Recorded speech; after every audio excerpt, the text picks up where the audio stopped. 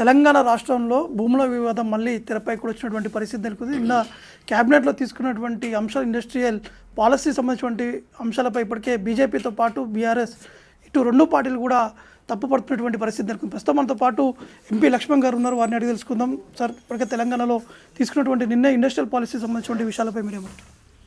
రాష్ట్రము అప్పుల ఊబిలోకి నెట్టివేయడం, అలవిగాని హామీలు ఇచ్చి అమలుకు నోచుకోకపోవడం, తద్వారా ప్రభుత్వ భూములు వేలానికి అమ్మకాలకు పెట్టి భవిష్యత్ తరాల భవిష్యత్తును అంతా కూడా తాకట్టు పెట్టడం. హైదరాబాదు ఇవాళ ఒక గొప్ప నగరంగా పెరుగుతున్న జనాభాకు అనుగుణంగా మౌలిక వసతులు కల్పించి ఆదుకోవాల్సింది పోయి ఈ పాటికి ఒక కాంక్రీట్ జంగల్గా మారిన హైదరాబాదు ఇవాళ పిల్లలు ఆడుకోవడానికి ఆట స్థలాలు లేవు, పార్కులు లేవు, కాలుష్యము, మరోవైపు డ్రైనేజు, వర్షపు నీళ్ళు వస్తే మోకాళ్ళలోపు నీళ్ళు ఇవన్నీ పరిగణలోకి తీసుకోకుండా ఔటర్ రింగ్ రోడ్ లోపల ఉన్నటువంటి గతంలో పారిశ్రామిక వాడలుగా ఏవైతే అనేకమైనటువంటి స్థలాల్లో 10,000 ఎకరాల పైగా ప్రభుత్వం ఆ రోజు పరిశ్రమలు స్థాపించడానికి భూములు కేటాయిస్తే కాలుష్యం బెడద వల్ల ఈరోజు నగర అవతలకు తరలించడం జరిగింది. ఆ భూములన్నీ కూడా ఉన్న పలంగా మొన్న రేవంత్ రెడ్డి గారి ప్రభుత్వం మల్టీపర్పస్ యూజ్ కోసం అని చెప్పి, అంటే బహుళ అంతస్తుల భవనాలు, వ్యాపార వాణిజ్య కట్టడాలకు అనుమతులు ఇచ్చే విధంగా ఈ రకంగా దీని వెనకాల ఒక పెద్ద ఈరోజు బడా బాబులకు అప్పనంగా భూములు అప్పజెప్పి ఆ సొమ్ము చేసుకొని ఇవాళ ఈ ప్రభుత్వం ఢిల్లీకి కప్పం కట్టడానికి ఇది తలుపులు తెరిచినట్టుగా భావిస్తాను. ఒకవైపు రాష్ట్ర అభివృద్ధి కోసమే ఇవన్నీ ప్రయత్నాలు కూడా చేస్తున్నాం, కానీ దీనికి కావాలని చెప్పేసి అనుమతొక్కటువంటి వివాదం చేసేటువంటి విధంగా ప్రయత్నం చేస్తున్నాం. అంటే రాష్ట్ర అభివృద్ధి పేరు మీద అప్పు చేసి అప్పు చేయండి, ఆస్తులు నిర్మించండి, ఉన్న ఆస్తులు అమ్ముకోవడం కాదు. ఆ రకంగా ఉన్న ఆస్తులు అమ్మకాలను పెట్టి ఏమి అభివృద్ధి చేయదలుచుకున్నారు మీరు? కాబట్టి ఇవాళ మీరు ఆ స్థలాలన్నీ కూడా భవిష్యత్ తరాల కోసం, క్రీడా మైదానాలుగా, ఆసుపత్రుల కోసం, స్కూళ్ళ కోసం లేదా పార్కుల కోసం ఈ రకంగా తీర్చిదిద్దాల్సింది. నేను ముషీరాబాద్ ఎమ్మెల్యేగా ఉన్నప్పుడు ఆనాడు బీఆర్ఎస్ ప్రభుత్వం ఇదే తప్పిదం చేసింది. అంటే బీఆర్ఎస్ తప్పిదాలను కొనసాగించనే కాకుండా వారు కిటికీలు తెరిస్తే వీళ్ళు తలుపులు తెరుస్తున్నారు. ఆ రోజు ముషీరాబాద్లో ఎన్టీఆర్ స్టేడియం 26 ఎకరాల పైన ఉంటే ఆ ప్రాంతాన్ని కళాభారత్ పేరు మీద గొప్పగా రవీంద్రబాద్ తరహాలో నేను భవనం నిర్మిస్తా అని చెప్పి కేసీఆర్ పూనుకుంటే నేను స్థానిక ఎమ్మెల్యేగా అడ్డుకొని ప్రజల మద్దతుతో ఈ దీర్ఘకాలిక ఉద్యమం చేపట్టి దాన్ని కాపాడడం జరిగింది. లేనట్లయితే ఈ పాటికి ఈరోజు మీరు చూస్తున్నారు అక్కడ వేల మంది పిల్లలు రోజు ఆడుకుంటుంటారు. ఈ కార్తీక మాసంలో కోటి దీపోత్సవాల పేరు మీద ఘనంగా కార్యక్రమాలు జరుగుతూ ఉంటాయి. అటువంటిది ఒక కాంక్రీట్ జంగల్గా మార్చేస్తామని ఆలోచన కేసీఆర్కి రావడం ఏంటి? పక్కన ఇందిరా పార్క్ ఉంది. కొన్ని సంవత్సరాల కింద అక్కడ ఉన్నటువంటి ఆ బస్తీల వాళ్ళకు అందరికీ కూడా ఇవాళ ఒక ఆహ్లాదకరమైనటువంటి ఒక వాకింగ్, నేను ఆ వాకర్స్ ఆలోచనకు అనుగుణంగా కాకుండా భిన్నంగా కేసీఆర్ ప్రభుత్వం ఆ ఇందిరా పార్క్ కూడా వినాయక నిమజ్జనంగా ఏర్పాటు చేస్తామని చెప్పి ఒక లేక్ నిర్మాణం చేస్తామంటే దాన్ని కూడా నేను అడ్డుకున్నాను. ఆ రోజు ప్రజలు సహకరించారు, అండగా నిలబడ్డా కాబట్టి రెండు కాపాడగలిగినాను. కానీ ఈరోజు కూడా రేవంత్ రెడ్డి చేసే ప్రయత్నాన్ని ఖచ్చితంగా భారతీయ జనతా పార్టీ అడ్డుకుంటాం. ఎందుకంటే పారిశ్రామిక వాడల స్థలాలను ప్రజా అవసరాల కోసం వాడండి, అంతేగాని అన్ని హై రైజ్ అపార్ట్మెంట్స్, ఆకాశ హార్మోనియాలు నిర్మించి ఏం చేయదలుచుకున్నారు? హైదరాబాద్ ఇప్పటికీ ఆకాశ హార్మోనియాలు నిర్మించి గతంలో కేటీఆర్ గారు చేసిన తప్పిదం, సప్లైకి డిమాండ్కు వ్యత్యాసం లేకుండా అవసరాలకు మించి కట్టి ఇవాళ ఖాళీలు పడినాయి. ఈ రియల్ ఎస్టేట్ అంతా కూడా డామ్ అయిపోయింది. ఇవాళ హైదరాబాద్లో ఇవాళ రియల్ ఎస్టేట్ కుప్పగూలిపోవడం, దాని మీద ఆధారపడి జీవించేటువంటి అనేక వర్గాలు ఇవాళ అన్నీ కూడా ఇవాళ పూర్తిగా నష్టపోయాయి. అందుకనే ఇవాళ హైదరాబాద్లో ఉన్న ఖాళీ భూములను కాపాడుకొని రేపు భవిష్యత్తులో యువత చదువుకున్న వాళ్ళు ముందుకు వస్తున్నారు. కాలుష్య రహితమైనటువంటి ఒక స్టార్టప్స్ ఏర్పాటు చేసుకుని స్థలాన్ని ఉపయోగించుకోండి. కొన్ని ప్రభుత్వం క్రీడా మైదానాలకు, పార్కుల కోసం, హాస్పిటల్ కోసం, స్కూల్స్ కోసం కేటాయించండి. అవి కాకుండా అందరికీ మేము కమర్షియల్ జోను లేదా కమర్షియల్ స్పేసు లేదా ఈ రెసిడెన్షియల్ హై రైజ్ అపార్ట్మెంట్స్ ఇస్తూ పోతే హైదరాబాద్ను మనం కాపాడుకోలేం. ఇది ఏమాత్రం కూడా మంచిది కాదు. హైదరాబాద్ గొప్ప ల్యాండ్ బ్యాంక్ ఉంది. ఇది బాంబే లాంటి సముద్ర ఒడ్డున కానీ విశాఖపట్నం కదా సముద్రం ఆనుకున్నటువంటి కాదు, భూమి తక్కువ ఉన్నటువంటి ప్రాంతం కాదు. ఈ రకంగా గతంలో మీరు హైదరాబాద్ సెంట్రల్ యూనివర్సిటీ భూములు కూడా అమ్మకానికి ప్రయత్నం చేస్తే నేను ఎంపీగా రాజ్యసభలో ఆ అంశాన్ని లేవనెత్తి చివరికి ఆ సుప్రీంకోర్టు మరి ఏ రకంగా దాన్ని నిలిపేసిందో మనం కల్లారి విషయం.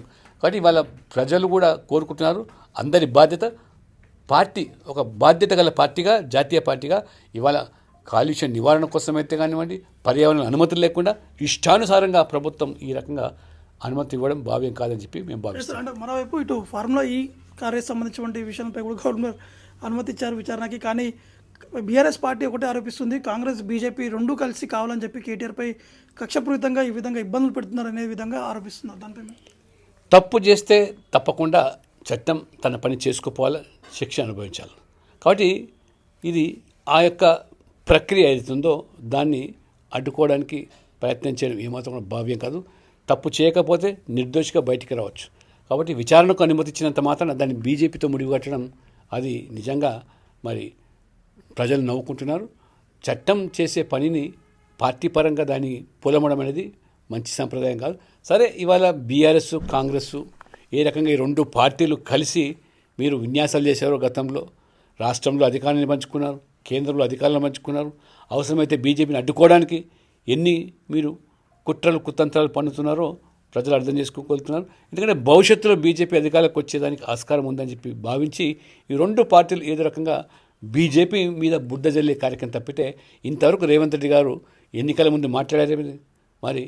మరి ఆ లక్షల కోట్ల దోపిడీ జరిగినటువంటి దోపిడీ అంతా కూడా కక్కిస్తాం, ఆ రకంగా మొత్తం దాన్ని మేము స్వాధీనపరుచుకుంటాం, మెక్కిందన్న కక్కిస్తామని చెప్పిన మీరు ఎందుకు ఇవాళ కక్కించలేకపోతారు? అసలు మరి దోపిడీ జరిగినటువంటి ఆధారాలు ఉన్నాయని చెప్పిన నీవు మరి ఆధారాలన్నీ ఎక్కడ మాయమైనాయా? ప్రజలు అర్థం చేసుకోగలుగుతున్నాం. కాబట్టి ఈ ద్వంద్వ నీతి.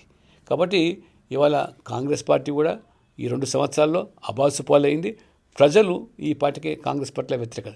దేశం మొత్తం మీద మనం చూస్తాం కాంగ్రెస్ పార్టీ పరిస్థితి ఏ విధంగా ఉంటుందో. అడ్రస్ గల్లంత అవుతుంది. బీహార్లో 60 పైగా సీట్లు పోటీస్తే మరి బిక్కు అంటే 4 సీట్లు గెలిచింది. కాబట్టి రాహుల్ గాంధీ మీద కానీ కాంగ్రెస్ పార్టీ మీద కానీ ఇవాళ ప్రజలకు పూర్తిగా నమ్మకం సడలింది.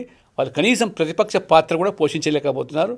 అందుకనే ఇవాళ మోదీ గారు ఏదైతే అభివృద్ధి ఎజెండాతో పేదల సంక్షేమ పథకాలు ఇవాళ అవినీతికి తావు లేకుండా పాలన ఏదైతే 11 సంవత్సరాల పైగా జరుగుతున్నదో ప్రజలు ఆ పాలనను తెలంగాణలో కోరుకుంటున్నారు. సార్, అంటే ఇందాక మీరు అన్నట్టు మోడీ చేపట్టినటువంటి నిర్ణయాలు కావచ్చు, వారు చేసినటువంటి ఉత్తరాది రాష్ట్రాలు మొన్నటి ఫోకస్ పెట్టారు, దక్షిణాది రాష్ట్రాలు కూడా ఖచ్చితంగా అధికారంలోకి రావాలని చెప్పి అనేక ప్రయత్నాలు చేస్తున్నారు. కానీ తెలంగాణలో వచ్చేసరికి మొన్న జరిగినటువంటి ఉప ఎన్నికల్లో కనీసం బీజేపీకి డిపాజిట్ కూడా రానిస్తున్నటువంటి పరిస్థితి. దాన్ని ఏమైనా పోస్ట్పోన్ చేశారో కనుక్కున్నారు?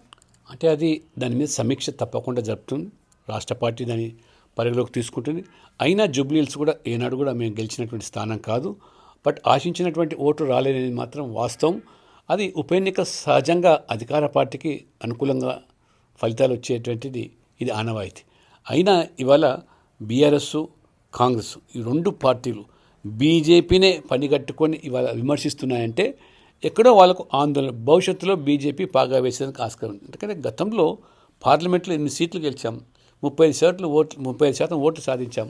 మరి ప్రజలకు సాధారణ ఎన్నికలు ఇచ్చినప్పుడు మోదీ గారి పట్ల ఉన్నటువంటి నమ్మకము, విశ్వాసము, కుటుంబ రహిత పాలన, కుల రహిత పాలన, అవినీతి రహిత పాలన అది బీజేపీకి మాత్రమే ఇస్తుంది. ఇవాళ బీఆర్ఎస్ కుటుంబ పార్టీగా ప్రజలు భావించారు, మరి అవినీతి పార్టీగా ప్రజలు భావించారు. ఇవాళ కాంగ్రెస్ అవినీతి, ఎక్కడ చూసినా మంత్రులు ఒకరి మీద ఒకరు వాళ్ళే అవినీతి ఆరోపణలు చేసుకుంటారు. కాబట్టి ప్రజలు అర్థం చేసుకుంటున్నారు. అందుకనే 2 పార్టీలను చూశారు, 3వ పార్టీగా బీజేపీ వైపు చూస్తున్నారు. కాబట్టి భవిష్యత్తులో మేము పార్టీ నిర్మాణాన్ని పునాదుల నుంచి నిర్మించుకొని వచ్చే ఎన్నికలకు సర్వంగా సిద్ధమవుతాం. అధికారమే లక్ష్యంగా మేము రాష్ట్రంలో మెయిన్గా అంటే బీజేపీలో ఉన్నటువంటి లీడర్షిప్ అంటే ఇద్దరు నేతల మధ్య జరుగుతున్నటువంటి వివాదం చాలా సివియర్గా చేరుకుంది. మీ అధిష్టానం దృష్టికి ఏమైనా వచ్చిందా సార్? ఎటువంటి వివాదాలు లేవు.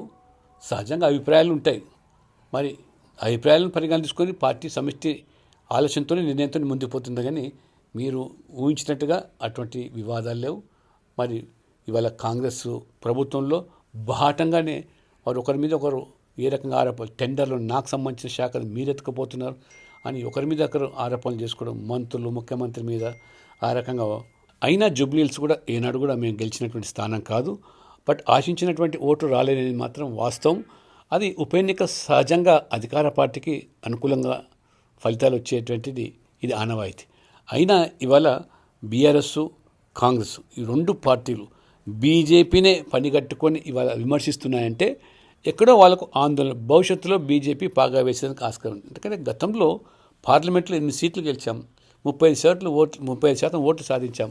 కాబట్టి ప్రజలకు సాధారణ ఎన్నికలు ఇచ్చినప్పుడు మోదీ గారి పట్ల ఉన్నటువంటి నమ్మకము, విశ్వాసము, కుటుంబ రహిత పాలన, కుల రహిత పాలన, అవినీతి రహిత పాలన అది బీజేపీకి మాత్రమే సాధ్యం. ఇవాళ బీఆర్ఎస్ కుటుంబ పార్టీగా ప్రజలు భావించారు, మరి అవినీతి పార్టీగా ప్రజలు భావించారు. ఇవాళ కాంగ్రెస్ అవినీతి, ఎక్కడ చూసినా మంత్రులు ఒకరి మీద ఒకరు వాళ్ళే అవినీతి ఆరోపణలు చేసుకుంటారు. కాబట్టి ప్రజలు అర్థం చేసుకుంటున్నారు. అందుకనే రెండు పార్టీలను చూశారు, మూడో పార్టీగా బీజేపీ వైపు చూస్తున్నారు. కాబట్టి భవిష్యత్తులో మేము పార్టీ నిర్మాణాన్ని పునాదుల నుంచి నిర్మించుకొని వచ్చే ఎన్నికలకు సర్వంగా సిద్ధమవుతాం. అధికారమే లక్ష్యంగా మేము పనిచేస్తాం. రాష్ట్రంలో మెయిన్గా అంటే బీజేపీలో ఉన్నటువంటి లీడర్షిప్ అంటే ఇద్దరు నేతల మధ్య జరుగుతున్నటువంటి వివాదం చాలా సివియర్గా చేరుకుంది. మీ అధిష్టానం దృష్టికి ఏమైనా వచ్చిందా సార్? ఎటువంటి వివాదాలు లేవు, సహజంగా అభిప్రాయాలు ఉంటాయి. మరి అభిప్రాయాలను పరిగణన తీసుకొని పార్టీ సమిష్టి ఆలోచనతో నిర్ణయంతో ముందుకు పోతుంది. కానీ మీరు ఊహించినట్టుగా అటువంటి వివాదాలు లేవు. మరి ఇవాళ కాంగ్రెస్ ప్రభుత్వంలో బాహటంగానే వారు ఒకరి మీద ఒకరు ఏ రకంగా ఆరోపణలు, టెండర్లు నాకు సంబంధించిన శాఖలు మీరు ఎత్తుకుపోతున్నారు అని ఒకరి మీద ఒకరు ఆరోపణలు చేసుకోవడం, మంత్రులు ముఖ్యమంత్రి మీద ఆ రకంగా ఒకరి మీద ఒకరు మంత్రులు ఆరోపణలు చేసుకోవడం పరిపాటైంది. ఖచ్చితంగా ఇవన్నీ కూడా ప్రజలు గమనించడం, సరైన సమయంలో ప్రజలు సరైన తీర్పునిస్తారు. ఇది ఎంపీ లక్ష్మణ్ గారి స్పందన. అసలైన తొలి వెలుగు. ఫాలో వాట్సాప్ @తొలి వెలుగు official.